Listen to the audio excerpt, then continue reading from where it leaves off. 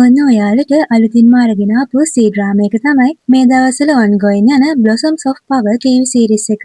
මේකේ ප්‍රධාන නිළිය තමයි මං සෙයි. ප්‍රධාන නළුවා තමයි හයු. හිස්ටොරිකල් ඩ්‍රාමා එකක් වන මේකටත් ඔයාලා ගොඩක් ආස වෙයි කියලා මං හිතනවා. එහෙනම් අපි යමු කතාවට. ගෝ වංශය හා ෆන් වංශය අවුරුදු ගණනාවක් පුරාවටම එකිනෙකා සමග ආරවුලකින් තමයි හිටියේ. අවසානයේ ගෝ වංශයේ බලය බිඳ වැටිලා ඔවුන්ගේ මුළු වංශයටම මරණ දණ්ඩනය නියම වුණා. ඔවුන් සියලු දෙනාටම මරණ දණ්ඩනය ක්‍රියාත්මක කරන ආකාරය රාජ්‍යයේ පස්වැනි කුමරු වන සින් කුමරු හෙවත් සියාවෝ චංචින්ට පෞද්ගලිකවම අධීක්ෂණය කරන්න වුණා. මොකද ඔහුට ඕන වුණා කොහොම හරි ඔහුගේ බිරිඳ වන ගෝ වංශයේ ලොකු දුව වෙන ගූචින්ජර්ව මේ මරණ දඬුවමින් බේරගන්න. මුළු වංශයෙන්ම දඬුවමින් බේරුණු එකම කෙනා ඇය විතරයි. නමුත් ගූචින්ජර් තීරණය කරනවා තනියම ජීවත් වෙනවට වඩා ඇයගේ මුළු වංශයම මරා දැමූ ෆන් වංශයෙන් පරිගන්න. ඉතින් ඇය විසින්ම වසබඳුනක් සකස් කරගෙන ඒක පානය කරනවා. ඇයට ඕන වුණේ ඇයගේ ජීවිතය භාවිතා කරලා ඔට්ටුවක් අල්ලන්නයි. ශින් කුමරුගේ බිරිඳ වන ඇයව ෆන් වංශය විසින් වසදී ඝාතනය කරා කියලා අනිත් අයට පෙන්නලා ඇයගේ මරණයත් සමගම ෆන් වංශය විනාශ කරලා දාන්නයි ඇයට ඕන වුණේ. ශින් කුමරු ඇයව බේරගන්න උත්සාහ කළත් බැරි වුණා. ඔන්න ඔය අතරේ වයඹ ප්‍රදේශයේ කුමරිය වන ජවනින් කුමරිය අධිරාජිනියගේ උපන්දින උත්සවයට සහභාගී වීමට අගනුවරට එන ගමනුයි ඉන්නේ. නමුත් හැමදාමත් ඇයගේ පියා සහ සහෝදරයන් සමග වයඹ දේශ සීමාවටම වෙලා ඉන්න ආශා කරන ඇය කැමැත්තෙන් නම් නෙමෙයි මේ අගනුවරට එන්නේ. ඒ වගේම ඇයගේ විවාහයද රාජකීය කුමාරවරුන්ගෙන් එක්කෙනෙක් සමග තීන්දුව කිරීමට නියමිතයි. ඉතින් ඇයව රාජකීය පවුල විසින් අගනුවරට කැඳවීමේ ඇත්තම හේතුව තමයි ඇයට මේ කුමාරවරුන්ගෙන් එක්කෙනෙක්ව විවාහ කරලා දෙන්න. මේ අතරේ ජවනින්ගේ සේවිකාව වන ලින්ලොන් ජවනින්ම එක්වරම ගඟට තල්ලු කරලා දානවා. මේ නිසා ජවනින් කුමරිය මිය යනවා. ජවනින් කුමරිය මිය යෑමෙන් පසුව ඇයගේ ශරීරයට ගෝචින්ජර්ගේ ආත්මය ඇතුළු වෙනවා. බෑවුම් සහිත කඳු බෑවුම් වල විතරක් වැවෙන අමරණීය මිදිවැල නම් වටිනා ඖෂධය ඔටුන්හිමි කුමාරයා අරගෙන. ඉතින් ඒක සාමාන්‍ය කෙනෙක්ට ලේසියෙන් ළඟා වෙලා ගන්න පුළුවන් දෙයක් නෙවෙයි. මේ අවස්ථාවෙන් ප්‍රයෝජන ගත්තු ඒ ප්‍රදේශයේ වාසය කරන මැරකල්ලියක් විසින් මේ අමරණීය මිදිවැල ඔටුන්හිමි කුමාරයාගෙන් අරගන්න යන නිසා ඔහුගේ සේවකයා වන තියන්යුවන් හා ඔවුන් අතර බහින්බස් වීමක් ඇති වෙනවා. රාජ්‍යයේ හත්වන කුමාරයා වන සියාහුආයොන් තමයි ඔටුන්හිමි කුමාරයා. නමුත් ඔහු අවුරුදු 9 දී රජතුමා සමග සෙල්ලම් කර කර ඉද්දී කවුරුන් හරි ඔහුට වසදීලා. ඔහුගේ ඇඟේ තියෙන ඒ විෂ යටපත් කරගන්න තමයි දැනුත් ඔහු මේ අමරණීය මිදිවැල හොයාගෙන තියෙන්නේ. දක්ෂ සටන්කරුවෙක් වන ඔහු ඇස් වහගෙනම මැරකල්ලියේ සියලුම දෙනාව මරලා දැම්මා.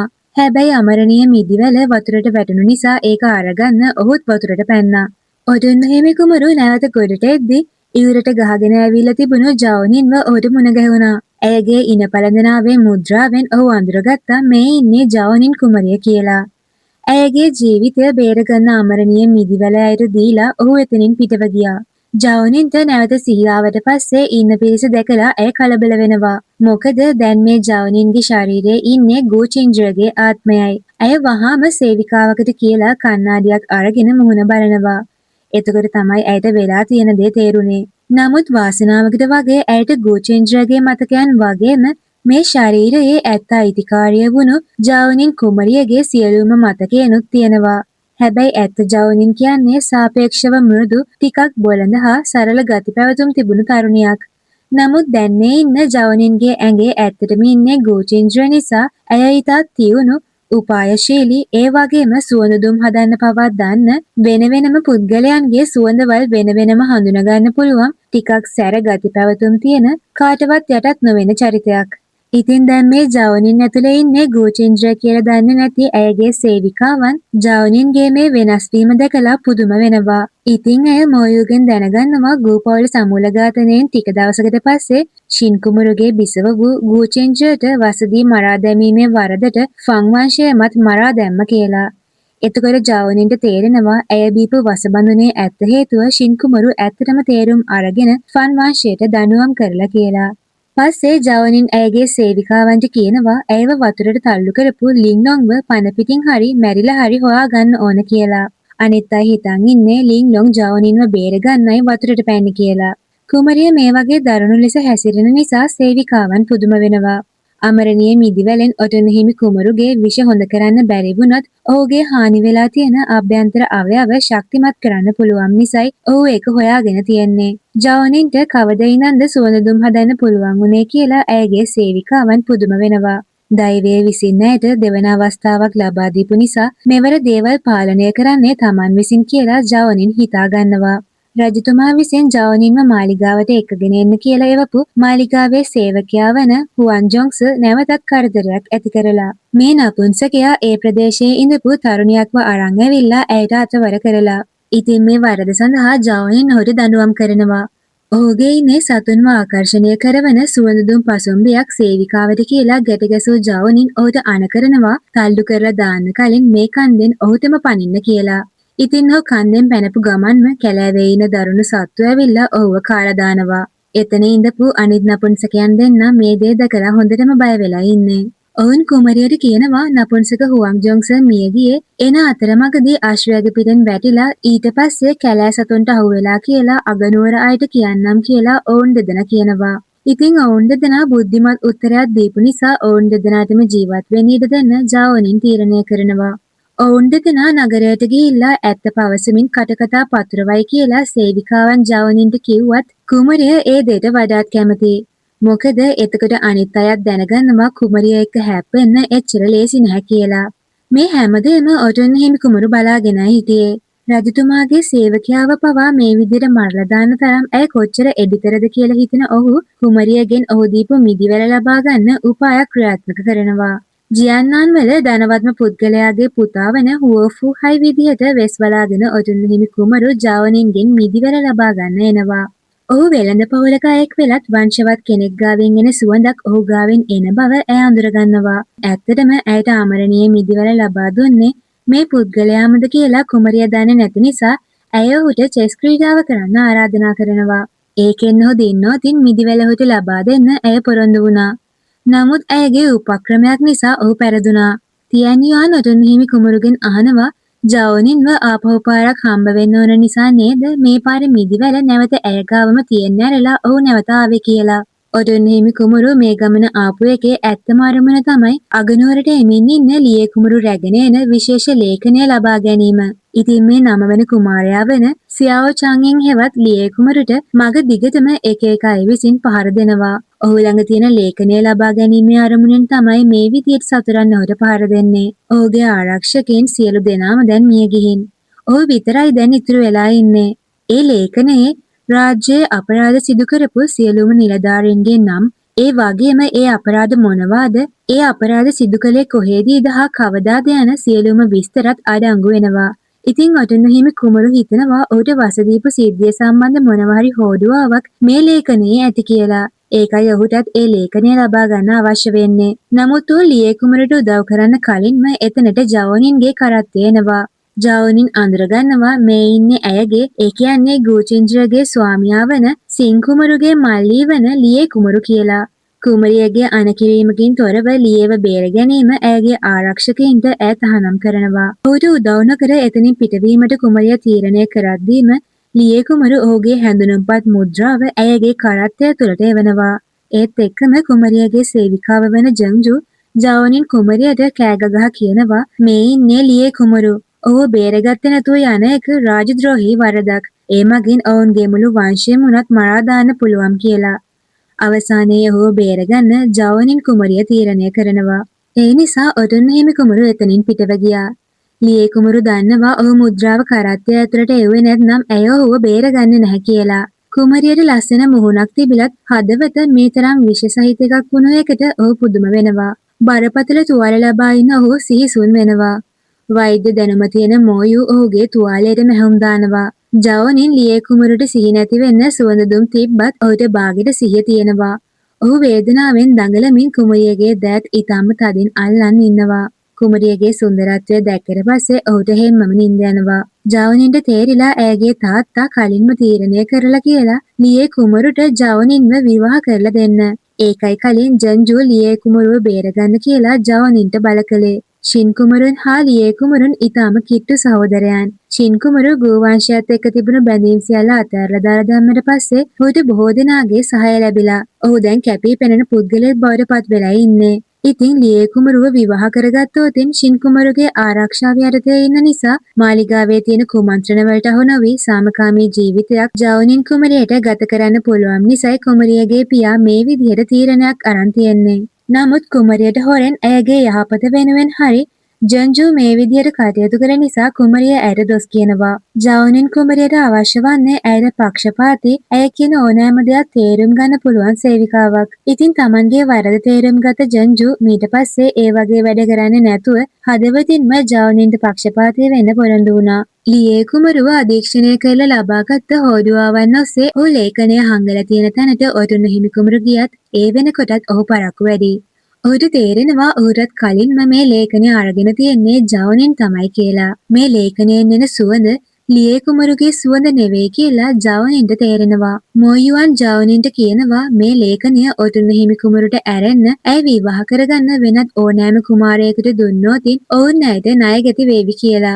ඔටුන් හිමි කුමරුට වයස අවුරුදු 9 දී විෂ ශරීරගත වුණාට පස්සේ සුවවීම සඳහා ඔහු අගනුවරින් පිට වෙලා ගිහිල්ලා ලුවෝතියන් පන්සලට. ඒ නිසා ඔහුට රාජසභාවේ කිසිම උදව්කරුවෙක් නැහැ කියලා මොයුවන් කියනවා. ඔහු නමට විතරයිලු ඔටුන්න හිමි කුමරු වෙලා ඉන්නේ. අනිත් හැම කුමාරයෙක්ම බලන් ඉන්නේ මේ ඔටුන්න හිමි කුමාරයා මැරෙනකම්ලු. මොකද ඔහු මැරුණට පස්සේ ඔටුන්න හිමි කුමරු තනතුර ඔවුන්ට ලබා ගන්න පුළුවන් නිසා. නමුත් මොයුවන්ව පුදුම කරමින් ජවුනින් කුමරු කියනවා කෙටි ජීවිතයක් තියෙන කෙනෙක්ව විවාහ කරගන්න ලැබෙනවා නම් වඩාත් හොඳයි කියලා. මොකද ඇයට අවශ්‍ය වෙන්නේ ආදර සම්බන්ධයක් නෙවෙයි. ඒ වෙනුවට අන්‍යෝන්‍ය වාසි හා සහයෝගයන් ලබා ගන්න පුළුවන් විදිහේ කෙනෙක්ව විවාහ කරගන්නයි ඇය හිතන්නේ ඉන්නේ. කුමාරවරුන් සියලු දෙනාවම මුණ ගැහුණට පස්සේ ඒ අයගෙන් කාවද විවාහ කරගන්න කියලා තීරණය කරන්නයි ජවුනින් හිතාගෙන ඉන්නේ. දැනටමත් ජවුනින් කුමරිය ගැන ඔටුන් හිමි කුමාරයාට නම් උනන්දුවක් ඇවිල්ලයි තියෙන්නේ. ජවුනින් කුමරිය විවාහ කරගන්නේ නීතිගරුක හා හොඳ කීර්තිනාමයක් තියෙන දෙවන කුමරු වන නින් කුමාරයාවද එහෙමත් නැත්නම් වසර 3ක් පුරාම Tamanගේ මියගිය බිරිඳ වන ගෝචෙන්ද්‍ර වෙනුවෙන් ශෝක කාලය ගත කරන පස්වන කුමාරයා වන ෂින් කුමාරයාවද එහෙමත් නැත්නම් 6 වෙනි කුමාරයා ඒ කියන්නේ කඩවසම්ම කුමාරයා වන යූ කුමාරයාවද එහෙමත් නැත්නම් තරුණ ජව සම්පන්න නිර්භීත ජෙනරාල්වරයෙකු වන 9 වෙනි කුමරු හැවත් ලියේ කුමරුවද කියලා සාමාන්‍ය ජනතාව දැනටමත් ඔට්ටු අල්ලමින් ඉන්නවා. නමුත් කුමරිය ඔටුන්න හිමි කුමරුව විවාහ කරගනිවි කියලා කවුරුවත්ම ඔට්ටු අල්ලන්නේ නම් නැහැ. ඉතින් ඒ නිසා ඔටුන්න හිමි කුමරුව එතනට ඇවිල්ලා ඔහු වෙනුවෙන්ම ඔට්ටුවක් අල්ලගන්නවා. නගරයේ පුරාම ඉන්න මිනිසුන් හිතන්නේ ජවුනින් මොන කුමරුන්ව විවාහ කරගත්තත් කෙටි ආයු කාලයක් තියෙන ඔටුන් හිමි කුමරුව නම් විවාහ කරගන්න එකක් නැහැ කියලයි. ලියේ කුමරු හිතන්නේ ඔහුට එල්ල වුණු ප්‍රහාරවල ඉඳන්ම ජවුනින් එතනට ඇවිත් ඔහුව බේරා ගන්නතුරු සිද්ධ වෙච්ච දේවල් ඇය හිතාමතාම කළා කියලයි. ඇයට ඔහුට ලං වෙන්න ඕන නිසා. නමුත් ජවුනින් කියනවා ලියේ කුමරු තත්වයෙන් ඔටුන් හිමි කුමරුට වඩා පහළිනුයි ඉන්නේ. කීර්තිනාමයෙන් දෙවන කුමාරයාට වඩා පහළිනුයි ඉන්නේ. කඩවසම් බවින් 6 වෙනි කුමාරයාට වඩා පහළිනුයි ඉන්නේ. ඒ වගේම දක්ෂකමින් ඔහුගේ ලොකු අයියා වන 5 වෙනි කුමාරයාටත් වඩා පහළින් ඉන්න ලියේ කුමරුට Taman කැමති වෙන්නේ මොකටද කියලා ජවුනින් ඔහුගෙන් අහනවා. ඒකෙන් තවත් තරහ ගිහපු ලියේ කුමරු දකිනවා ජවුනින්ගේ අතේ තියෙන ඔහුගේ ඇඟිලි පාරවල් ටික. ඉතින් ඔහු ඇයව හිමින් අතෑරියා. මෙතැන් ඉඳන් වෙනත් පාරවල් වල ගමන් කරමු කියපු ජවුනින් එතනින් පිටව ගියා. පස්සේ ලියේ කුමරු දැනගන්නවා ඔහු හංගපු තැන ලේඛනය දැන් නැහැ කියලා. ඒ වගේම ජවුනින් ඇතුළු පිරිස පිටව යද්දී ලියේ කුමරුට අශ්වයන් තියන්නේ නැතුව ඔක්කොම අශ්වයන් ටික අරන් ගිහින්. කුමරුට තේරෙනවා ලේඛනය අරන් තියෙන්නේ ජවුනින් තමයි කියලා. Tamanගේ මියගිය බිරිඳ වෙනුවෙන් ෂින් කුමරු තවමත් ශෝක කාලය ගත කරමින් හිටියත් ඔහු අනිවාර්යෙන්ම බලය වෙනුවෙන් නැවත එනවා කියලා ඔටුන් හිමි කුමරු වගේම ජවුනිනුත් දන්නවා. ඔහු ජීවිත කාලය පුරාවටම ගෝචෙන්ද්‍රව ආරක්ෂා කරන්න පොරොන්දු වුණත් ඔහු හිතුවේවත් නැති විදිහට ෆන් වංශය විනාශ කරන්න ගෝචෙන්ද්‍ර වසපානය කළ නිසා ඇය බලාපොරොත්තු වුණු විදිහටම ඇයගේ මරණය සිදු කළේ ෆන් වංශයෙන් බවට චෝදනා කරමින් ෂින් කුමරු විසින් මුළු ෆන් වංශයම මරා දාලා. ඔහු ඇත්තටම ගෝචෙන්ද්‍රට තවමත් ආදරේ. ලියේ කුමරු රැගෙනමින් තිබිච්ච ලේඛනය නැති වූ බව ආරංචි වුණ ෂින් කුමාරයා අණ කරනවා ලියේ කුමරුන්ව නැවත අගනුවරට අරන් එන්න. ඒ වගේම ඕනෑම විදිහක් භාවිතා කරලා කොහොම හරි ලේඛනය නැවත ලබා ගන්න කියලා. ඉතින් ෂින් කුමරු යොපු මැරයන් ජවුනින්ගේ කරත්තෙට පහර දෙනවා. මග දිගට ඇයට හොරෙන්ම ආරක්ෂාව සපයමින් පැමිණෙන ඔටුන්න හිමි කුමරු ඇයට උදව් කරන්න හදද්දීම ඔහුට තේරෙනවා ඇය කලින් ඉඳන්ම මේ දෙයට සූදානම් වෙලයි ඉඳලා තියෙන්නේ කියලා. ජවනින් කුමරිය කරත්තය ඇතුලේ ඉඳලා නැහැ. ඒ වෙනුවට සිහි නැති වෙන විෂ දුම් වර්ගයක් තමයි ඇය කරත්තය ඇතුලේ තියලා තියෙන්නේ. නමුත් චින් කුමරුට තවත් සැලසුමක් තියෙනවා. තවත් විදිහක් භාවිතා කරලා ශින් කුමරු නැවතත් උත්සාහ කරන බව ජවනින් හා ඔටුන්න හිමි කුමරුන් දෙන්නම දන්නවා. ඉතින් ඔවුන් හිතුවා වගේම ශින් කුමාරයා විසින් ආරක්ෂක සෙබළුන්ව හා කොල්ලකරුවන්ව මේ ස්ථානයට එව්වා. ශින් කුමාරයාගේ සැලසුම තමයි ආරක්ෂක නිලධාරීන් මෙතනට ආපු කොල්ලකරුවන්ව මරා දැමීමේදී ජවනින් කුමරිය අහම්බෙන් වැරදීමකින් මිය ගියා කියලා කියන එක. මෙවර දෙවරක් නොහිතුව ඔටුන්න හිමි කුමරු නැවතත් වෙස් වලාගෙන ජවනින් කුමරියව බේරගත්තා. ඔහු මෙවර අධිරාජ්‍යයේ වඩාත්ම රහසිගත සංවිධානයේ දූතයෙක් විදිහටයි පෙනී ඉන්නේ. මේ සංවිධානයේ ඉන්නේ 13 දෙනයි. ඔවුන්ගේ ඇත්ත අනන්‍යතාවයන් දන්නේ රජතුමා විතරයි. ඔවුන්ට හමුදාවට අනදීමට බලය තියෙනවා. ඒ වගේම තුන්වන නිල මට්ටමට වඩා පහළ ඕනෑම නිලධාරියෙක්ව ඍජුවම සිරගත කරන්න පවා ඔවුන්ට බලය තියෙනවා. මේ නිසා බොහෝ දෙනා ඔවුන්ට බයයි. දැන් ඔහුගේ සුවඳ එදා හුවාෆූ හයිගෙන් ආපු සුවඳමයි කියලා ජවනින් කුමරියට දැනෙනවා. වෙනත් අයගේ කටයුතු වලට සාමාන්‍යයෙන් මැදිහත් නොවන මේ දූතයන් අද ඔවුන්ව බේරා ගැනීම අසාමාන්‍ය සිදුවීමක් කියලා ඔවුන්ට තේරෙනවා. තියන්යුවන් කියනවා ඔටුන්න හිමි කුමරුත් ආදරයක පැටලිලා වගේ කියලා. මේ අතරේ ඔටුන්න හිමි කුමරුන්ගේ විෂ නැවත ඇවිස්සීලා. ශින් කුමරුන්ගේ මන්දිරයට ආපු ලියේ කුමරු ශින්ට බනිනවා ඔහු ජවනින් කුමරියව මරන්න තැත් කළ බව ආරංචි වුණු නිසා. කුමරියගේ පියාවන වෙයි ආදිපාදිවරයා අධිරාජ්‍යයට පක්ෂපාතී නිසා ලේඛනය ඔවුන් ගාව තිබුණත් ප්‍රශ්නයක් නෑනේ කියලා ලියේ කුමරු කියනවා. ශින් කුමරුට අවශ්‍ය වෙන්නේ ලේඛනයේ තියෙන දූෂිත නිලධාරීන්ව හොයාගෙන ඒ වෙනුවට ශින් කුමරුන්ට පක්ෂපාතී අයව තනතුරු වලට දාගෙන ලියේ කුමරුට රාජසභාවේ හොඳ ස්ථාවරත්වයක් හදලා දෙන්නයි. නමුත් ලියේ කුමරු කැමති නැහැ දේශපාලනයට පැටලෙන්න. ලියේ කුමරු ශින් කුමරුට කියනවා නැවත ජවනින්ට අනුතරක් කරන්න එපා කියලා. ජවනින් කුමරිය ඇතුළු පිරිස ජලමාර්ග භාවිතා කරලා අගනුවරට එන්නයි හදන්නේ. ජවනින් කුමරියට අයිතිකාරයෙක් නැති තුවාල වෙලා ඉන්න අහිංසක පුංචි පූස්පතියෙක්ව හම්බ වෙනවා. දූහුවෝ කියලා ඔහුට නම දාපු ජවනින් කුමරිය ඔහුවත් අරගෙනම යන්න තීරණය කරනවා. දුරේ ඉඳන් කුමරිය දිහා බලන් ඉන්න ඔටුන්න හිමි කුමරට ජවනින් කෙරෙහි තියෙන කැමැත්ත තව තවත් වැඩි වෙනවා. ඇය භයානකයි වගේ කියලා තියන්යුවන් කිව්වත් ඔටුන්න හිමි කුමරුට නම් ඇයව පෙනෙන්නේ ඉතා හුරතල් විදිහටයි. එදින රාත්‍රියේ නියෝජ්‍ය අධිකරණ අමාත්‍ය වෙන සුයිජින්බයි විදිහට තවත් බොරු අනන්‍යතාවයක් යටතේ ඔටුන්න හිමි කුමාරයා නැවතත් ජවනින්ව හම්බ වෙන්න එනවා. ලින්ලොන් සේවිකාව සෙවීමෙන් අඩුව සම්බන්ධ කටයුතු වලට කුමරියගෙන් ප්‍රශ්න කරන්න ඔහු ආපු බවයි පවසන්නේ. නමුත් ඔහු ඇයගෙන් අහන්නේ කුමරිය කන්න කැමති මොනවද? නිකන් ඉන්න වෙලාවට කරන්නේ මොනවද වගේ ප්‍රශ්න නිසා කුමරියට තේරෙනවා ඔහු ඇත්තටම නියෝජ්‍ය අධිකරණ ඇමති නෙවෙයි කියලා. හුළඟේ එක්කම ඔහුගෙන් ආපු සුවඳ හුවාෆූහයිගේ සුවඳට සමානයි කියලා කුමරියට නැවතත් තේරෙනවා. ඉතින් ඇය ඔහුටත් ඇයගේ බෝට්ටුවට මෙන්න කියලා ආරාධනා කරනවා. ආග්‍රහණය වුණාට පස්සේ ඇඟපන නැති වෙන සුවඳ දුම් වර්ගයක් ඇය පත්තු කරනවා. කුමරිය ඔහුගේ හිස් පළඳනාව ගලවන්න හැදුවත් ඔහු බෝට්ටුව ඇතුලේ තියෙන ඉටිපන්දම නිවල දාලා ඉක්මනින් මෙතනින් පැන ගන්නවා. ඔහු කවුද කියලා ඒ නිසා ඇයට හොයාගන්න බැරි වුණා. ඇය කරපු දේ නිසා ඇයත් එක්ක තරහ වෙනව වෙනුවට ඔටුන්න හිමි කුමරු තව තවත් ඇයට කැමති වෙනවා. පසුදා කුමරිය අගනුවරට ළඟා වුණා. ඇයගේ කරත්තය දෙසට කුලප්පු වූ අශ්වයෙක්ගේ පිටේ කෙනෙක් එනවා. නමුත් මෝයුවන් දක්ෂ ලෙස ඔහුව නවත්වනවා. ඉතින් මේ කෙනා තමයි ජීනින් මන්දිරයේ තුන්වන තරුණ ස්වාමියා. අශ්වයන් අතර කිරීමේදී ඔහුගේ මුහුණ තුවාල වීම නිසා ඔහු මෙතන කෑ ගසනවා. ඒ නිසා ජවනින් කසයෙන් ඔහුගේ මුහුණට තවත් පහරක් දෙනවා. මේ ආරවුල මැඩ පවත්වන්න එතනට එන ජංපන්ජන් නිලධාරියා මේ ඉන්නේ ජවනින් කුමරිය කියලා හඳුනගත්තු නිසා ඇයට ආචාර කරනවා. ජවනින් කුමරියට තේරෙනවා කවුරු හරි හිතලම ඔහුගේ අශ්වයව කුලප්පු කරවන්න බැසිල් කුඩු අශ්වයාගේ ඇඟේ තවරලා කියලා. ඉතින් මේ දේ කරලා තියෙන්නේ ඔහුගේ අයියා. ඒ කියන්නේ ජීනින් මන්දිරයේ දෙවන ස්වාමියා. ඔහු කියනවා ඔහු එහෙම කළේ මල්ලිත් එක්ක තියෙන ඉරිසියාවටයි කියලා. නමුත් ඔහු දැනන් හිටියේ නැහැ කියලා අද කුමරිය මෙතනට එනවා කියලා. ඒත් එක්කම එතනට ඔටුන්න හිමි කුමරුත් එනවා. ඔහු ගොඩක් දුර්වලයි වගේ රඟපාමින ඉන්නේ. ඉතින් මේ වැරැද්ද කළ පුද්ගලයා ඔටුන්න හිමි කුමාරයාගෙන් දිගටම සමාව ඉල්ලන නිසා කුමරුන් කියනවා ඔහු වැරැද්දක් කළේ කුමාරයාට නෙවෙයි නිසා ඔහුගෙන් සමාව ඉල්ලන එකේ තේරුමක් නැහැ කියලා. ඉතින් මේ පුද්ගලයා ජවනින් කුමරියගෙන් සමාව ඉල්ලද්දී ඇය ඔහුගෙන් අහනවා මේ විදියට ඇත්තටම ඔහුට කරන්න කිව්වේ කවුද කියලා කියන්න කියලා. සියාओजिन තමයි එහෙම කරන්න කියලා තියෙන්නේ. ඔහුගේ නැන්ද වෙන සියාओ වෙනුවෙන් පලිගන්නයි සියාओजिन මෙහෙම කරන්න කියලා තියෙන්නේ. සියාවෝ ආර්යාව කියලා කියන්නේ වෙයි ආදිපාදිවරයා අගනුවර දාලා ගියපු ඔහුගේ උපබිසවක්. ඒ කියන්නේ ජවනින් කුමරියගේ තාත්තගේ උපබිසවක්. ඔටුන් හිමි කුමරු ජවනින් කුමරියගේ අත යන්තමින් අල්ලනවා. ඒ පිළිබඳව සේවිකාවන් කුමරිය එක්ක දොස් කියද්දී කුමරිය කියනවා හොඳ වෙලාවටයි ඔහු වැඩි කල ජීවත් වෙන්නේ නැත්තේ කියලා. ජවනින් කුමරිය අගනුවර තියෙන ඔවුන්ගේ නිවසට ඒ කියන්නේ වෙයි ආදිපාදිවරයාගේ මන්දිරයට ආවා. ඇය ආපු ගමන් මුලින්ම කරේ ගිහිල්ලා සියාව බිසව මුණ ගැහෙන එකයි. අගනුවරදී ජවනින්ගේ කරත්තයට කුලප්පු වූ අශ්වයායපු එක විතරක් නෙවෙයි. ගඟේදී ලිංලොන් විසින් ජවනින්ව වතුරට තල්ලු කරන්න පවා අණ කරලා තියෙන්නේ මේ සියාව බිසව තමයි. මේ නිසා ඇයව වෙයි මන්දිරයෙන් එළවලා දාන්නයි ජවනින් හදන්නේ. සියාව බිසව කංකුමරුන්ගේ සහෝදරයයි. ඇය ඉස්සර ජවනින්ගේ පියා මාලිගාවේදී රජතුමා එක්ක මත්පැන් පානය කරමින් ඉඳපු අවස්ථාවක සේවකයෙකු ලවා වයින් වලට මත් කුඩු දාලා.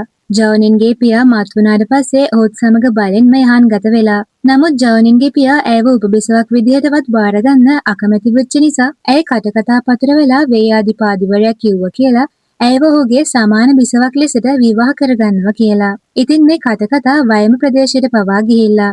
ඉතින් ඒ වෙනකොටත් ඇය ගැබ් ගෙනයි ඉඳලා තියෙන්නේ. මේ නිසා ජවනින්ගේ අම්මා ඒ කියන්නේ වෙයි ආදිපාදිවරයාගේ නීත්‍යානුකූල බිරිඳ හිත ඇවුලෙනයි ඉඳලා තියෙන්නේ. ඉතින් ඒ කනස්සල්ල නිසාම ඇයට අඩු මාසෙකින් තමයි ජවනින්ව හම්බ වෙලා තියෙන්නේ. ඒ නිසා දරු ප්‍රසූතියේදී ඇය මිය ගිහිල්ලා. ජවනින්ගේ අම්මා නැති වුණාට පස්සේ වෙනත් බිසවක්ව විවාහ කරගන්නේ නැහැ කියලා තරයේම හිතන් ඉඳපු වෙයි ආදිපාදිවරයාට සියාව බිසවව විවාහ කරගන්න වෙලා තියෙන්නේ ඇය පතුරවපු කටකතා නිසායි. නමුත් ඔහු ඇයට ලබා දීලා තියෙන්නේ උපබිසවක් කියන තනතුර විතරයි. මේ සියාව බිසවගේ දියණිය වන ෂන්යින් රෝ ජවනින්ගෙන් ඉල්ලා ඉන්නවා මේ පාරට විතරක් ඇයගේ අම්මට සමාව දෙන්න කියලා. නමුත් ඉතා තදින්ම තීරණය අරන් ඉවර ජවනින් සේවකයන් ලවා ඇයව මන්දිරයෙන් එළියට ඇදලා දැම්මා. වෙයි මන්දිරයෙන් පිටත ජනතාව මේ සිද්ධිය දැක්කා.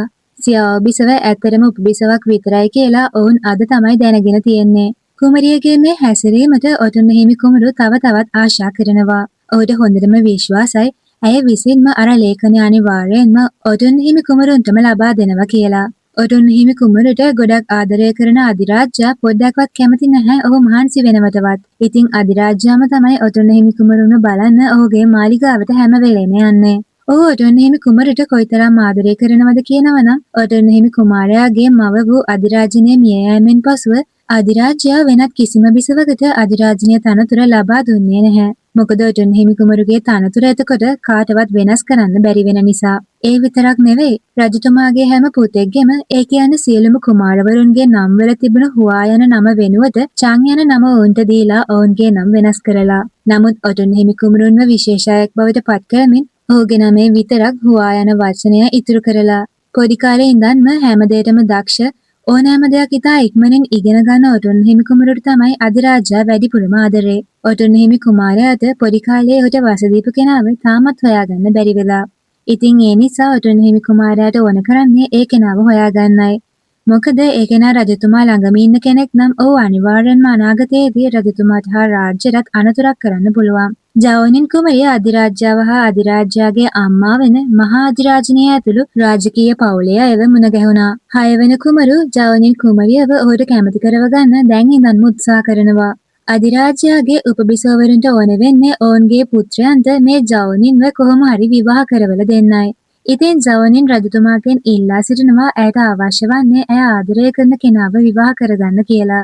ඒ නිසා විවාහ කරගන්න ඕන මොන කුමාරයද කියලා Tamanටම තෝරගන්න ඉඩ ලබා දෙන්න කියලා ඇය රජතුමාගෙන් කරපු ඉල්ලීමට රජතුමත් එකඟ වුණා. ජවනින් කුමරියට ඔටුන්න හිමි කුමරු විසින් ඔහුගේ සහෝදරයන්ගේ පවුල් පසුබිම ගැන කියලා දුන්නා. ඉතින් ඔවුන් හැමෝටම ඉතා සංකීර්ණ බලවත් පවුල් රාශියක් ඔවුන් පිටුපස ඉන්නවා. ඒ නිසා ඔවුන්ගෙන් කාට හරි අර ලේඛනය දුන්නට වැඩක් වෙන්නේ නැහැ කියලා ජවනින්ට තේරෙනවා. මොකද දෝෂිත නිලධාරීන් ඒ පවුල් අතර ඉන්නවා නම් ඔවුන් අනිවාර්යෙන්ම ඒ අයව බේරගන්න කටයුතු කරන බව ඇය දන්නවා. හැබැයි ඔටුන්න හිමි කුමරුට ඒ වගේ සංකීර්ණ පවුල් පසුබිමක්වත් ඔහුට උදව් කරන්න වංශවල අයවත් නැති නිසා ඔහු බැඳීම් වලින් නිදහස්. ජවනින් කුමරිය කෙරෙහි ලියේ කුමරුගේ හිතේ කැමැත්තක් තිබුණත් ඒ කැමැත්ත අයට පෙන්වන්න ඕන විදිය ඔහුට තේරෙන්නේ නැහැ. සුපුරුදුරලු විදිහටම ඔහු ලේඛනය ගැන කුමරියගෙන් අහද්දී ඇය කියනවා බැරි වෙලාවත් ඒ ලේඛනයේ ලියේ කුමරුගේ අම්මා වන රොම්බිසවගේ පවුලේ අයගේ නම් තිබුණොත් ඔහු සාධාරණව ඔවුන්ටත් දඬුවම් කරනවද කියලා. ජවනින්ගේ අම්මගේ තාත්තා මල්ලී හා මල්ලීගේ බිරිඳ ඒ කියන්නේ ජවනින්ගේ නැන්ද ඇතුළු පිරිස ජවනින්ව බලන්න ඇවිල්ලා. ඇයගේ උදව්වට ඕනෑම වෙලාවක මේ තවෝ පවුල ඉන්නා බව ඔවුන් කියනවා. මේ ජවනින්ගේ අම්මගේ තාත්තා ඒ කියන්නේ ජවනින්ගේ සීයා ජවනින්ට ගොඩක් ආදරේ. දැනටමත් ජවනින් කුමරියගේ හිත දිනා ගන්න උත්සාහ කරන්න පටන් අරන් ඉන්න 6 වෙනි කුමාරයා තරුණියකට අවශ්‍ය සියලුම ද්‍රව්‍ය විශාල ප්‍රමාණයක් තෑගි විදියට අරන් ඇවිල්ලා කුමරියගේ මන්දිරයට. ත්‍යාග ටික බාර ගැනීමෙන් පසු කුමරිය නැවතත් 6 වෙනි කුමාරයාව පිටත් කරවල යවුවා. ගෝචෙන්ද්‍ර මැරිලා අවුරුදු 3ක් ගිහිල්ලත් තාමත් ඇය ගැන හිතමින් දුකින් කාලය ගත කරමින් ඉන්න ෂින් කුමරු ලියේ කුමරුට කියනවා ඇය ජීවත් වෙලා ඉද්දී ඇයට ඇත්තටම අවශ්‍ය වුණ දේ ඔහුට තේරුනේ නැහැ කියලා. ඔහු දැන් ඒ ගැන පසුතැවෙමිනුයි ඉන්නේ. ජවනින් කුමරිය ලේඛනය ඇත්තටම සාධාරණ කෙනෙක්ට දේවි කියලා විශ්වාස කරන ලියේ කුමරු ඔහුටත් අවශ්‍ය වන්නේ ඒ දේ ඒ විදිහට වෙනවා දකින්න කියලා ෂින් කුමරුට කියනවා. ජවනින්ට ලියේ කුමරු කැමතියි කියලා දන්න ෂින් කුමරු කියනවා ඇයගේ හිත දිනා ගන්න ඔහු උදව් කරන්නම් කියලා. මොකද ෂින් කුමරුට අවශ්‍ය වෙන්නේ ඔහුට කවදාවත් නොලැබුණු ඒ සතුටුදායී ජීවිතය ඔහුගේ මල්ලිට ලබා දෙන්නයි. කලින් ඔතන හිමි කුමරුට පොරොන්දු වුණ විදිහටම ජවනින් කුමරිය ඔහුව හමු වෙන්න ඔහුගේ මාලිගාවට ආවා. නරක පුද්ගලයන් එක්ක ගනුදෙනු කරන්න ඕන විදිය කුමරිය දන්නවා වුණාට හොඳ අය එක්ක ගනුදෙනු කරන්න ඕන විදිය ඇය දන්නේ නැහැ. ඔටුන් හිමි කුමරුගේ මාලිගාව මල් වලින් පිරීලා.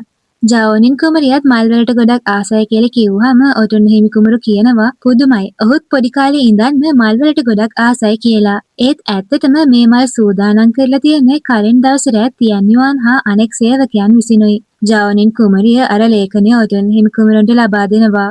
මුකුත් දන්නේ නැහැ වගේ කොහෙන්ද මේක හොයාගත්තේ කියලා ඔහු කුමරියගෙන් අහනවා. ඔටුන් හිමි කුමරු නපුරට එරෙහිව යුක්තිය සාධාරණව ඉටු කරන විශිෂ්ට පුද්ගලයෙක් කියලා Taman හිතන නිසායි මේ ලේඛනය ඔහුට ලබා දෙන්න කියලා කුමරිය ඔහුට කිව්වා. නමුත් ඔටුන් හිමි කුමරු දන්නවා කුමරිය ඇත්තටම ඒක ඔහුට ලබා දුන්නේ ඔටුන් හිමි කුමරුට ඇත්තටම බලවත් උදව්කරුවන් ඔහු ළඟ නැහැ කියලා ඇය දන්න නිසා කියලා. මොකද ආත්මාර්ථකාමී විදියට හැසිරිලා වරදකාරයන්ව ආරක්ෂා කරන්න ඔටුන් හිමි කුමරුට අවශ්‍යතාවයක් නැහැ කියලා කුමරිය දන්නවා. ඉතින් මේ වගේ හොඳ තීරණයක් කුමරිය ගැනීම ගැන ඔටුන් හිමි කුමරු සතුටු වෙනවා. 6 වෙනි කුමාරයා ජවනින්ට තෑගි යවපු එක ගැන ඔටුන් හිමි කුමරුට ආරංචි වෙනවා. ඇයව විවාහ කරගන්න කුමාරයා කවුරුන් වුවත් ඔවුන්ට වයඹ ප්‍රදේශයේ සම්පූර්ණ හමුදාවගේ බලය ලැබෙන නිසායි ඔවුන් ඇයව විවාහ කරගන්න උත්සාහ කරන්නේ. ඉතින් මේ 6 වෙනි කුමාරයා වන යූ කුමරු නර්තන ශිල්පිනී බියැන්ක්ෂි යන්නේ ඊට කැමතියි කියලා ඔටුන් හිමි කුමරු හොයාගෙන. නමුත් ඇයගේ තත්ත්වය එක්ක ඇයව ප්‍රධාන බිරිඳ විදියට ඔහුට විවාහ කරගන්න බැහැ. ඇයව උපබිසවක් විදියට ගත්තොත් ප්‍රධාන බිසවගේ වද හිංසාවලට ඇයව ලක් වෙන්න පුළුවන්. හැබැයි කුමාරවරුන්ගේ නීත්‍යානුකූල බිසවවරුන් මිය යාමෙන් පසුව දෙවන බිරිඳ විදියට ඔවුන් කැමති කෙනෙක්ව විවාහ කරගැනීමේ අවස්ථාවක් තියෙනවා. හැබැයි ඒත් නර්තන ශිල්පිනියක්ව විවාහ කරගන්නවට රජතුමා කීයටවත්ම යූ කුමාරයාට අවසර දෙන්නේ නැති නිසා ඔහු ජවනින්ව විවාහ කරගන්න හදන්නේ. මොකද ඇයව විවාහ කරගත්තට පස්සේ වයඹ හමුදාවේ බලය ඔහුට ලැබෙන නිසා ඔහුගේ කැමැත්තට රජතුමාට ඉඩ දෙන්න සිදු වෙනවා. ඉතින් ජවනින්ව විවාහ කරගෙන රහසේම ඇයව මරලා දාලා ඇයගේ හමුදාවේ බලය ඔහුට තියෙන නිසා ඊට පස්සේ දෙවන බිරිඳ විදිහට ඔහු ආදරය කරන නර්තන ශිල්පිනියව විවාහ කරගන්නයි ඔහුගේ අදහස. ඉතින් මේ සියල්ල යූ කුමරුට කෙලින්ම ඔටුන් හිමි කුමරු කියනවා. නමුත් මේ දේවල් ඇත්ත වුණත් ඔටුන් හිමි කුමරුට ඒ ගැන කරන්න පුළුවන් මොනවද කියලා යූ කුමරු තර්ජනය කරද්දී ඔටුන් හිමි කුමරු රඟපානවා ඔහුට අමාරු වුණා වගේ. එතකොටම එතනම හැංගිලා ඉඳපු තියන්නිවනුත් එතනට එනවා. තියන්නිවන් බොරු ලේ ගෑවුණු ලේන්සුවක් පෙන්වනවා ඔටුන් හිමි කුමරුගේ ලේ පිට වෙනවා කියලා. ඉතින් මේ විදිහට යූ කුමරුන්ගේ ස්ථානයේදී ඔටුන් හිමි කුමරුගේ අසනීප තත්ත්වය වැඩිවීම නිසා අධිරාජ්‍යයට හොඳටම තරහ ගින්. යූ කුමරුන් මාලිගාවේ ඉදිරිපිට තාමත් දන ගහගෙනයි ඉන්නේ. දැන් ඉන් සිනමාහලට එන්න කියලා ජවනින් කුමරියට නිර්නාමික ලිපියක් ලැබෙනවා. එතන පෙන්වන රූකඩ නාට්‍ය 6 වෙනි කුමරු ජවනින් කුමරියව විවාහ කරගෙන පසුව ඇයව මරලා දාලා අර නර්තන ශිල්පිනියව විවාහ කරගන්න කරපු කුමන්ත්‍රණයට සමානයි. ඉතින් ජවනින් කුමරියට මේ බව ටිකෙන් ටික තේරුම් යනවා. මාලිගාවේ ඉදිරිපිට තාමත් දන ගහගෙන ඉන්න 6 වෙනි කුමාරයාට ජවනින් ගිහින් කියනවා ඔහුගේ කුමන්ත්‍රණය ගැන ඇය දැනටමත් දන්න බව. මෙතනින් පසුව ඔවුන් දෙදෙනා අතර මොනම ආකාරයකවත් සම්බන්ධයක් නැහැ කියලා ජවනින් කුමරිය එතනින් පිටව ගියා. ඔටුන් හිමි කුමාරයාට ඕන වුණ විදිහටම කුමරියගේ විවාහ ලැයිස්තුවේ ඉඳපු 6 වෙනි කුමාරයාත් මේ විදිහට අයින් වුණා. ජවනින්ට අර නිර්නාමික ලිපියේ යවලා තියෙන්නේ ඔටුන් හිමි කුමාරයා තමයි.